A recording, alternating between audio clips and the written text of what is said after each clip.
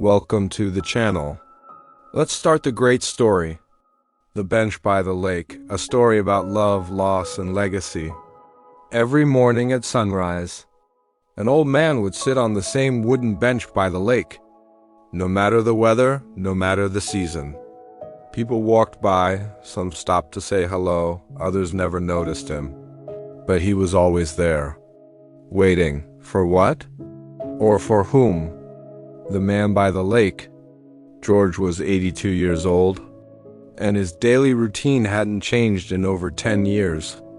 He'd wake up at 5:30 a.m., put on his coat and cap, pour a little tea into a flask, and walk half a mile to the lake near Willow Park. There, on the far side of the path beneath an old oak tree, stood a weathered bench carved with two names, George and Emily.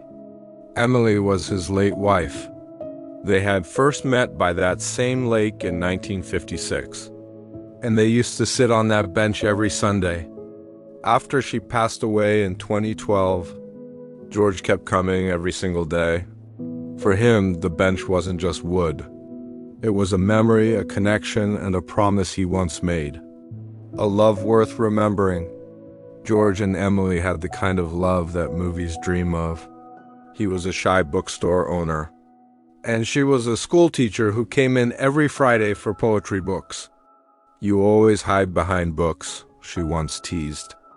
"Only until someone comes to read me," he replied.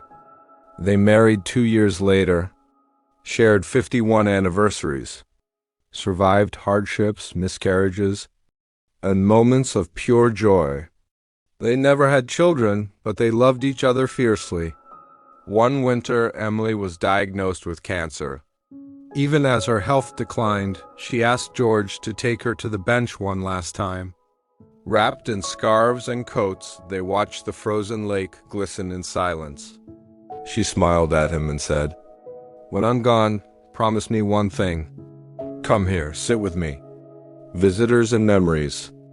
Over the years, people began to notice George, especially a teenage boy named Liam, who jogged past the bench every morning.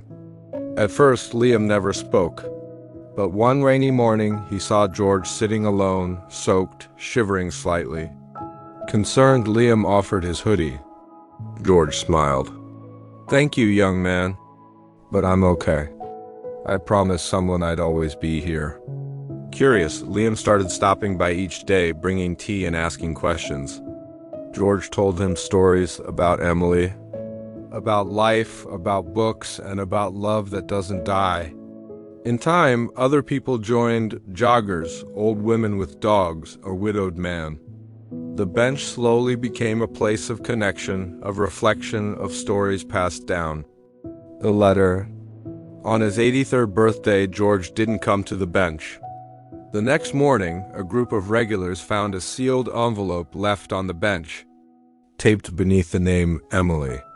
It read, "To those who sat beside me, thank you for making this place more than a bench, for sharing silence, laughter, and stories. I came here every day to keep a promise. And in return, you gave me something beautiful. You reminded me that love never really leaves us. I'm going to see Emily now, and I'm at peace. But this bench, let it be a place for others too. Sit here when you're lost.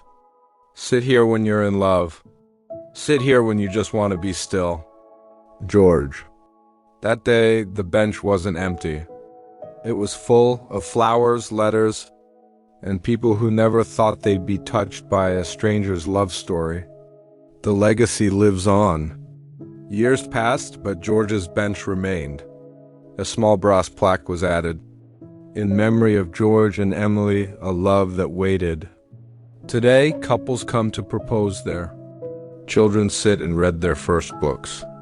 Elderly friends gathered to talk about old times. And sometimes, a stranger sits in silence, feeling something special without even knowing why. Love is not just about the time we spend together, but the memories we leave behind, the spaces we fill with meaning. So if you ever find a bench by a lake, sit for a while. You never know what stories it holds. Thanks for watching. Keep support, like and subscribe the channel.